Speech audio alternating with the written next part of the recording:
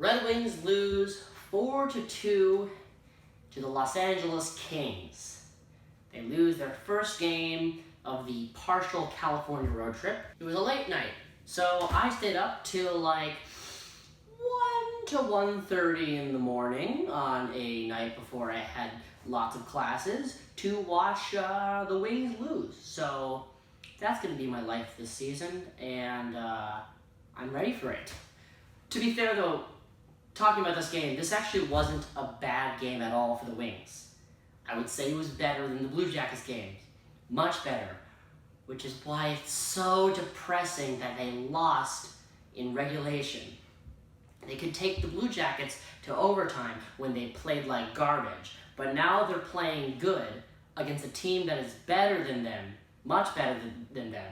And it was a game defined by moments.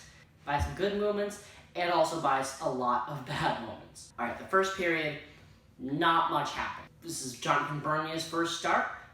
I was excited to see him, and I'll be honest, he delivered. All these fans were making fun of him for a couple goals late in the game, but overall, I think he had a great game. So that's starting, that's good. And overall, the Wings look good. They're young and fast, which is what every rebuilding team needs to be. I'll get to that later on in the video.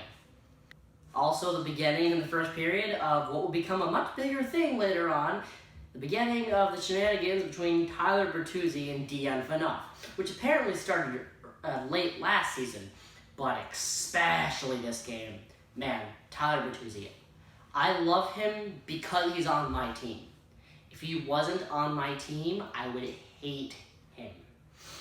He's just such a jerk to other players, and all game he's going at it with Dion Phaneuf, and it's great. And most importantly, the Wings started shooting him for almost the entire game, which was really impressive given that you're playing some really offensively minded players. Anze Kopitar, Ilya Kovalchucks. Unfortunately, our fun wouldn't last very long as we go into the second period. 4 minutes into the second period. Oh, well, Kovalchuk has the puck, he's coming down the ice, and he passes to Anze Kopitar. Oh, don't worry, there's like a couple defensemen in front of Kopitar and a goalie too. Here comes Kopitar. Oh no. Oh my. Ilya Kovalchuk and Anze Kopitar burn every single wing on the ice. There's nothing else to say that. There's nothing to break down here. Kopitar just, with a beautiful move, destroyed every single wing on the ice, including Jonathan Bernier. And Kovalchuk with the saucer pass, just beating two wings to get to Kopitar so he could do that. That is a nice way of getting a 400th assist. You already took Dawson from us. Why must you still torture us? So they score. But still, the Wings are playing good. They said this multiple times on the broadcast, and I agreed. They did not deserve the way the game ended up with how they were playing. They were out-shooting them to hell. If you look at shots blocked, LA blocked more shots than the Wings, meaning that we shot even more. We outchanced them, everything. And even the eye test, we just looked pretty good compared to what we should be, which is this garbage pile that a lot of professional hockey analysts think that we're going to be last place this year. And you know what? Eventually, hard work and putting shots on pays off. Manthis in the corner. Let's see what he's going to do. He's going to pass it.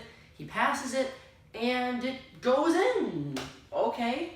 When I first saw the goal, I thought it was just a really ugly goal for Jack Campbell to let in. But on the replay, it looks like it went off Dion Phaneuf's foot and in. So luck by us, but it's also making your own luck by hard work and taking a lot of shots. And just when you throw it on the net, good things happen. And that's kind of what both Wings goals in this game were.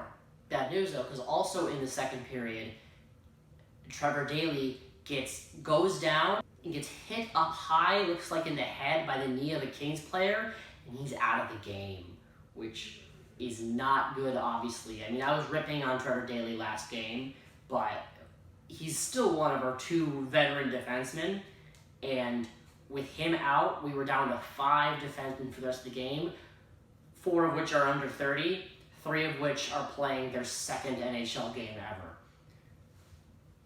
So that was bad news, and it looks like it's an upper body injury, which I'm thinking the head, because I saw the King's leg hit Daly's head when he was going down, and the head is upper body, and it looks like Charter Daly will not play tonight against Anaheim, which means Cromwell, Green, Daly, and Erickson are all gone. Our entire top 4 against Anaheim is going to be gone. So this should be an interesting game tonight. A couple things to mention before we get into the interesting third period.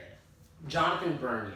On the second and third goals, he did not look amazing, but I'll say he was exactly what this team needed throughout the game. Bernier is chill. Bernier is okay when the second after Matthews scores a goal, the Wings let through a breakaway, and Bernier just poke checks it. Multiple times, actually. Kings had a breakaway, which would definitely be a scoring chance, and Bernier just with the stick. Very good with the stick. Clearing the crease. Coming up with just catching it and holding it if the Wings are a little bit too worried. Another thing I'll say, Danny DeKeyser, after last game, I think he's stepped it up a little bit.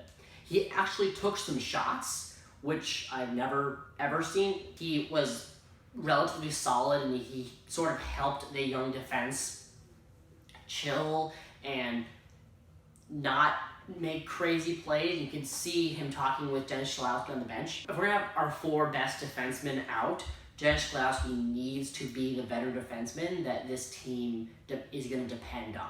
He's also definitely being paid like that. Before the third period ended, though, there was a really bad breakdown by the defense and Jonathan Bernier. Iafallo is just on the crease. He gets the puck, he shoves it in, and just kind of and gets the puck across the line. Not much to talk about that goal. It just kind of stunk, and Bernier must have not been happy with it. And yeah, it was a bad goal by him, but I think that's, in my head, it's balanced out by the brilliant chances the Kings had that he didn't let turn into goals. So for me, it's 50-50. Now the third period, and now we get into shenanigans. So all night, Bertuzzi and Phaneuf going at it, and finally it boils over. Bertuzzi and Phaneuf are going into the Kings zone. Phaneuf gives Bertuzzi a cross check. Then Bertuzzi starts slashing him back. And then Phaneuf has finally had enough of Bertuzzi, so he just kind of grabs him by the head and throws him to the ground, and then starts punching him, or at least trying to. And there's a huge, there's just a huge pile up in front. And then somewhere off in the play near the benches, Philip Hronek is in a tussle with another Kings player. I think that play alone garnered about 24 minutes total for both sides, because both sides got a 10-minute game miscontact and a 2-minute penalty. So that entire exchange, completely pointless. So Jensen had a fight too, so that was interesting, and he was really, really good in it. So throughout the entire game, the Kings and the Wings don't like each other. By the way, that's kind of a strange one. Kings and Wings, teams that rhyme. Anyway, so now Daly's out, and now Hronek's out. So now we're playing the rest of the third period effectively with 4 defensemen, which is not a recipe for success usually. Over 9 minutes into the third period, the worst goal that Jonathan Bernier has let in happens. The puck hits the boards, it's dumped into the zone. Jonathan Bernier has to wait for it to come into the trapezoid to play it. But he is still out there just sitting in the trapezoid like, let's go. And Libor Shulak comes up and is like, oh, I need to get there. But Bernier and the defenseman were not communicating at all.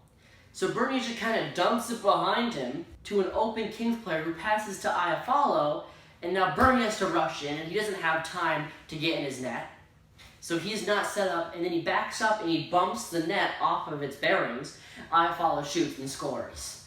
Now, there's a lot to unpack about this goal. The first thing is that Jeff Blashill was screaming at the refs, saying that it shouldn't have counted because the net was off its bearings. But to be honest, the puck would have gotten anyway, and Bernie definitely put it off. There's just a lot to hate about that. Like, you need to talk. You need to communicate with your goaltender, whether it's the defenseman or the goalie. You have to figure out what you're doing, or it'll burn you. And the worst part is that up till then, and really even after then, the Wings had been dominating the Kings. Like, we didn't look at all like a last place team. We looked like a young team making young mistakes, which is gonna happen, but also using young talent. We were out shooting them the entire game, and that kept up. Now it's 3-1, and the Wings have to come back. And Jack Campbell is being incredible. The first half of the game, Jonathan Bernier was stopping everything. The second half of the game, it was all Jack Campbell. But what did I say? Taking lots of shots and working hard, it can sometimes be rewarded by luck. Larkin has the puck. He kind of goes to the slot, throws it on, and a seeing eye shot that goes into the net. No, it went off his stick and past Jack Campbell, but it's 2-3 with 4 minutes to go, and that's what you get when you play to win the game. That's what you get when you take shots and when you work hard. And when you outshoot your opponent, you'll likely at least get a point, which didn't happen. The Wings did everything they could do to try and get one past Jack Campbell, but they just couldn't. And Follow sends it into the empty net, and now it's 1:30 at night, and I need to go to bed. Couple notes on the game. Like I said, I liked Bernier in his start. Those last 2 goals sucked, I admit, but if Bernier was not in net, it would have been worse. Which is weird to say because we outshot them 38 to 25. And if you count shots that are blocked, that's 4 more shots for us. So really, we dominated the entire game. We looked great. It was as good of a loss as you could possibly do. In fact, it was as good of a loss for a tank as you could possibly ask for. We played amazingly, we played young players, and we didn't get 2 points. But my brain is not ready to accept the tank yet, even in the back of my head, I know that's what we need to be doing. So we need Jack Hughes, but I also can't accept it in my heart that we have to tank yet, because we looked so good. Played well enough for the past 2 games compared to what was expected. We should be up there with those teams like Vancouver and Ottawa and Montreal, which have been surprising everyone. And you know what they all have in common? They're young and fast. This is what the Wings should be. The Wings are playing the youth. Now, I don't know how long it's going to last, but if our luck with defensemen stays this bad, we're going to get to see a lot of the Wings' young defensemen develop over this year. And we're going to have lots of games like this one, where we're going to look really, really good, but little, young, ugly mistakes are going to lose it for us. But I just want to win.